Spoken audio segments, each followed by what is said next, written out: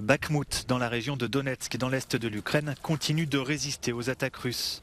Près de 5000 civils ont décidé de rester dans leur ville, en partie détruite par la guerre. Lors du sommet avec les dirigeants de l'UE à Kiev ce vendredi, Volodymyr Zelensky a appelé ses alliés à accélérer les livraisons d'armes. Якщо буде пришвидшена зброя, а саме далекобійна зброя, ми не тільки не відійдемо від Бахмуту, ми почнемо деокупувати Донбас, який був окупований з 2014 року. Ce vendredi, l'Allemagne a autorisé ses industriels qui en ont en réserve à livrer à l'Ukraine des chars de combat Léopard 1, prédécesseurs des Léopard 2.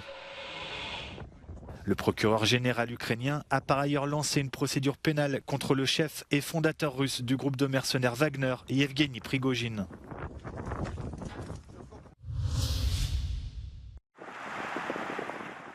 L'UE, le G7 et l'Australie se sont accordés ce vendredi sur un plafond de prix pour les produits pétroliers russes transportés par bateau. Mis en place à partir de dimanche, juste avant l'entrée en vigueur de l'embargo de l'UE sur le pétrole russe, la mesure doit permettre de limiter le financement de l'invasion de la Russie en Ukraine, tout en assurant la stabilité du marché de l'énergie.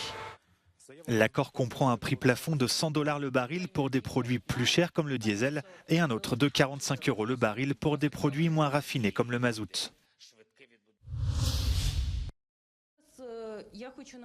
Alors que le Comité international olympique a ouvert la porte à la participation d'athlètes russes et bélarusses sous bannière neutre lors des Jeux olympiques de Paris 2024, l'Ukraine menace de boycotter l'événement. Les pays baltes et la Pologne pourraient se joindre à ce boycott.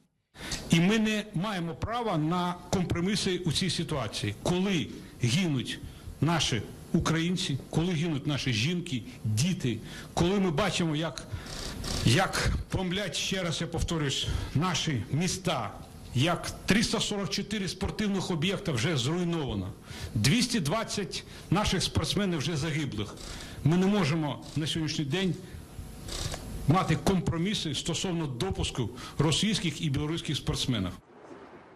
À l'initiative de la Grande-Bretagne, une réunion des ministres des sports européens se tiendra le 10 février pour évoquer la question.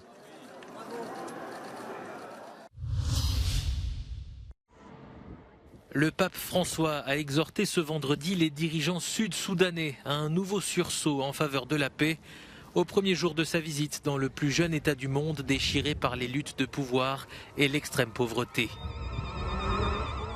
Ce pèlerinage de la paix est la toute première visite papale au Soudan du Sud depuis que la nation à majorité chrétienne a obtenu son indépendance du Soudan en 2011.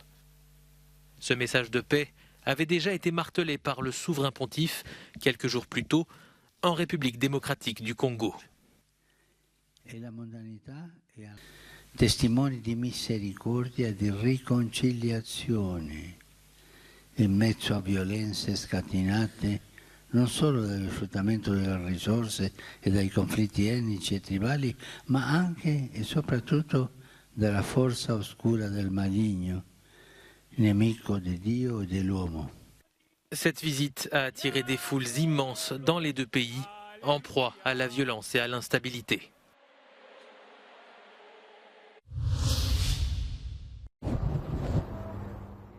La présidente du Parlement européen, Roberta Metsola, a rencontré ce vendredi à Dublin le président irlandais Michael D. Higgins, point d'orgue de sa deuxième journée en République d'Irlande, qui intervient 50 ans après l'adhésion du pays à l'Union européenne. Roberta Metsola a profité de cette visite pour remercier les Irlandais d'avoir ouvert leurs portes à 70 000 réfugiés ukrainiens. La veille devant les députés irlandais, elle avait évoqué le soutien continu de l'Union européenne au régime de Kiev. For 343 days now, Russia's brutal and illegal invasion of sovereign, independent Ukraine and the bravery of Ukrainian people remind us that progress and justice cannot be taken for granted. Democracy cannot be taken for granted. Europe cannot be taken for granted.